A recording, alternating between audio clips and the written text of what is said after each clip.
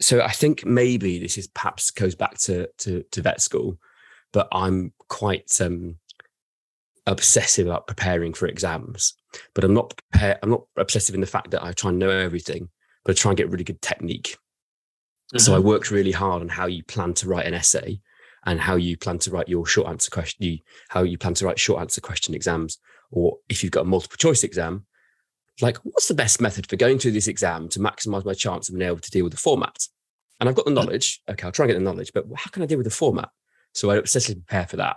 And I try and get everything organized so I knew that when I got in there, I would be eating jelly beans. So I didn't have a hypoglycemic crisis, or not a crisis, but like I wouldn't kind of run out of energy, or I'd have earplugs that wasn't too noisy. I would prepare for everything. And then they also gave me a keyboard. They gave me a laptop and a keyboard to write on. And I brought my own. I was thinking of some sort of synthesizer. Can you imagine that? Imagine that. Can you explain the saturated vapor press of sevoflurane using Keynote C? Oh, that's a good job. Excellent. And now tell us, please, the action of lidocaine on the sciatic nerve through the medium of modern dance. Excellent. So I've said that I prepared like pretty fastidiously, and also done lots and lots of practice for these exams. And there's a moment that's worth telling you about, because I got in there and they gave me a laptop, and it was a PC laptop, and I'm used to using a Mac and just the set out of the keys. And I'm because I like cycling, I learned about Team Sky, about how they have marginal gains. So I knew that I'd go over an extra day before the exams, and I would stop studying a week before.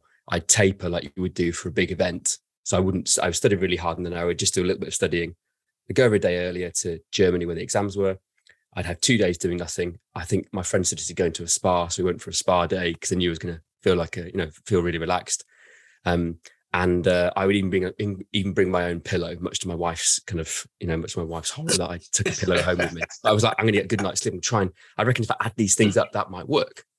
So I got into this exam, and they gave me this PC laptop, plugged in this Mac keyboard, and I'm trying to write this. I'm trying to get in there, and I've got my essay plans. I've written up my essay plans for my 4 essays I'm going to write in 4 hours, and the room is baking hot. I mean, it's probably 25, 28 degrees. It's the end of August, and it's so hot in Germany.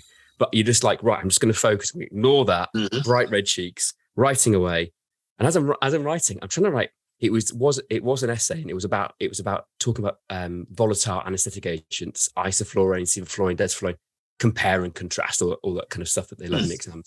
And I'm trying to write with solubility, which is a key word. And as I write solubility, every time I hit Y, Z comes up. And I'm like, solubility Z. I'm like, this is weird. And I realized that the keyboard I've got is British, but the one they've given me is mapped to the German alphabet. And I'm like, no.